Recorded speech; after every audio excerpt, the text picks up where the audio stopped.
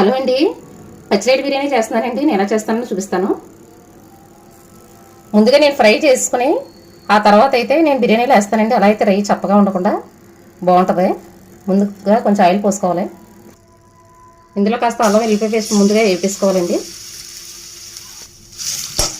పచ్చిరేలకి మసాలా పట్టించేసి బాగానే ఫ్రై చేసిన తర్వాత మన బిర్యానీలో వేసుకుంటే రైలు చప్పగా ఉండవండి, టేస్టీగా ఉంటాయి, బాగుంటుంది బిర్యానీ. ఇప్పుడు ఇందులోనే పచ్చిరేలు కూడా వేసుకుందాం. ఇవైతే వాటర్ పోయేంత వరకు మగ్గించుకుంటే సరిపోతుంది, మరీ మగ్గిపోకలొద్దు. ఇందులోనే కొంచెం పసుపు, ఒక 2 స్పూన్లు కారం వేస్తున్నానండి,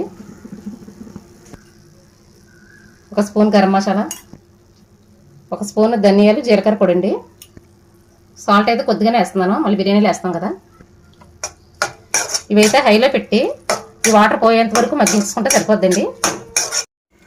ఈ రొయ్యలు మగ్గిలాగా బిర్యానీ రెడీ చేసుకుందామండి. బిర్యానీ సామాన్లు అన్నీ వేపేసుకుందామండి. ఆయిల్ పోసుకుని మనం ముందుగా బిర్యానీ సామాన్లు అయితే వేపేసుకుందామండి.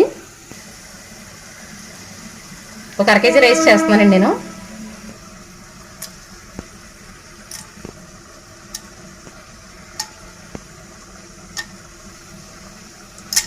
ఇందులో కొన్నిటికి నాకు పేరు తెలియదండి, అందుకే నేను సామాన్ల పేరు చెప్పట్లేదు. ఒక పెద్ద సైజు ఉల్లిపాయ అయితే తీసుకున్నానండి, ఒక 5 పచ్చిమిరపకాయలు.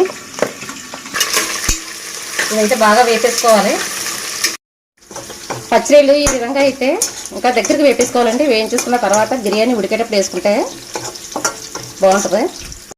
ఇందులోనే 2 టమాటాలు కూడా కట్ చేసుకుని వేసుకుందామండి. ఇదైతే బాగా వేసుకోవాలి. వేసుకున్న తర్వాత అల్లం వెల్లిపాయ పేస్ట్ వేద్దాం. ఇందులోనే కాస్త పుదీనా కూడా వేసుకుందాం. అల్లం వెల్లిపాయ పేస్ట్ కూడా వేసుకుందామండి. 1/2 కేజీకి 1 స్పూన్ సరిపోద్ది. ఇందులోనే కాస్త పసుపు వేస్తాం కదండి, ఇందులో 1 స్పూన్ వేస్తున్నాను. పొడి జీలకర్ర పొడి అందులో స్పూన్ వేసాను కదండి, ఇందులో 1 స్పూన్ వేస్తున్నాను. ఇందులో బిర్యానీ మసాలా 1 స్పూన్ వేస్తున్నానండి. అందులో గరం మసాలా వేసాను కదా పచ్చిరేళ్ళని, ఇందులో బిర్యానీ మసాలా వేసాను. ఇవైతే బాగా మగ్గించుకోవాలి. బియ్యం అయితే 1 గంట ముందు అయితే నానబెట్టుకున్నానండి. నేను చిన్న బియ్యమే వేసాను, పొడవు బియ్యం అయితే నానబెట్టలేదు. గ్లాస్కి 2 గ్లాసులు వాటర్ అయితే వేస్తున్నానండి. 1 2 గ్లాసులు బియ్యం అండి, 4 గ్లాసులు వాటర్ వేసాను. ఇందులోనే కాస్త ఉప్పు కూడా వేస్తున్నాను. ఇందులోనే కొత్తిమీర కూడా కట్ చేసుకుని వేసుకున్నానండి.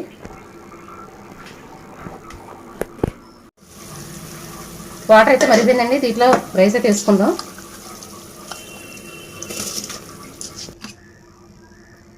రైస్ అయితే మొత్తం వేసానండి. ఇది సిమ్లో పెట్టి ఉడికించుకుందాం. సగం ఉడికిన తర్వాత అప్పుడు ఈ రైలు వేసుకుందామండి. బిర్యానీ ఎంతవరకు వచ్చిందో చూద్దామండి. బిర్యానీ అయితే దగ్గర పడింది. ఇప్పుడు ఇందులో పచ్చిరేలు వేసుకుందామండి. వీటిని తీసి ఇలా వేసుకోవడమే. వీటిని ఒకసారి పైకి కిందకి ఒకసారి ఇలా కలుపుకుంటే సరిపోద్దండి. పచ్చిరేలు ఆల్రెడీ ఉడికిపోయి ఉన్నాయి కనుక ఎక్కువగా ఉడకపెట్టకలేదు. ఇలాగైతే రైలు చప్పగా ఉండవండి, బిర్యానీ కూడా బాగుంటుంది. ఇంకాస్త ఉడికిపోతే సరిపోద్ది. రైల్ని డైరెక్ట్గా వాటర్లో వేసేస్తే అవి తెల్లగా ఉంటాయండి, బాగోదు. ఈ విధంగా వండుకొని చూడండి. బిర్యానీ అయితే ఉడికిపోయిందండి.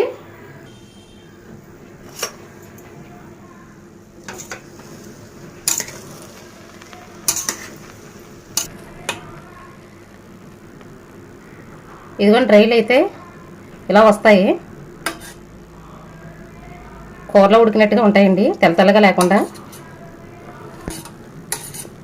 ఇదైతే దమ్ బిర్యానీ కాదండి, మామూలు బిర్యానీయే. అంతే అండి, బిర్యానీ అయితే రెడీ అయిపోయింది. నచ్చితే లైక్ చేయండి, సబ్స్క్రైబ్ చేసుకోండి.